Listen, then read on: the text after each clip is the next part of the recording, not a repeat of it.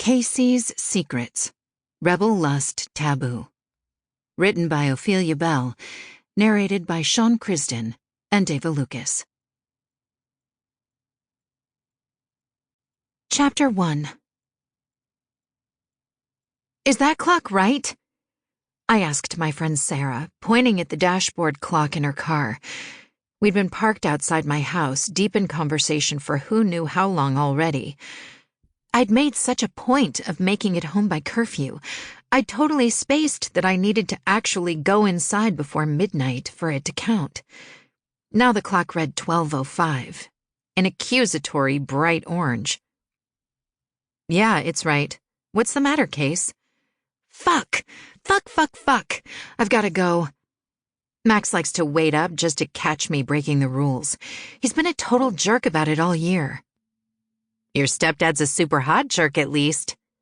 You're not helping. I'll call you tomorrow, okay? I hustled out of her car and waved a quick farewell before jogging up the walkway.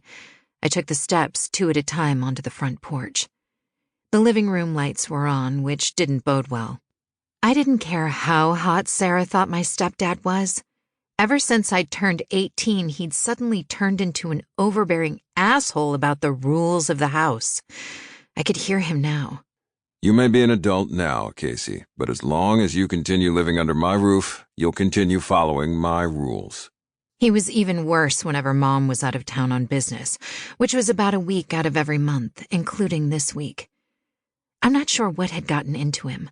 I missed the sweet guy who had taught me to ride a bike, who had built me a dollhouse before I got too old to play with dolls. Now, I dreaded even opening the door and having to deal with his critical scrutiny. The fact that he was probably the best-looking man I'd ever known simply made things worse. The older I got, the more I recognized his purely sexual appeal. Why Mom had probably married him. And I hated understanding what it meant. I hated worse that he didn't seem to see me any differently, even though I'd grown up. I was still a little girl breaking the rules to him. But to me, he'd always been the man I wanted most, even if it meant loving him in secret.